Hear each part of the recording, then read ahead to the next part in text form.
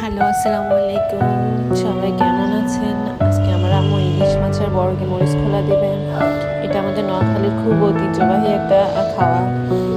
এই নামে আমাদেরকে অনেকে চিনে, মরিচ খোলার নামে।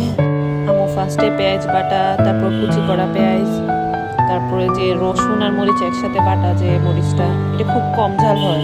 আমাদের এই মরিচগুলো কিন্তু লাল যেমন দেখা যাচ্ছে ওইরকম না, অনেক কম ঝাল হয়।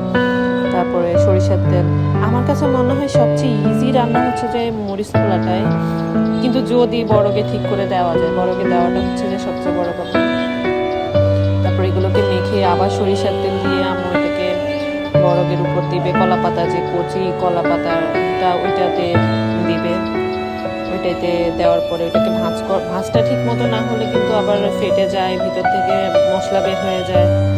অনেক সুন্দর করে ভাঁজ করতে হয়। ভাঁজ করে তারপরে এটা তাওয়াতে দিতে হবে।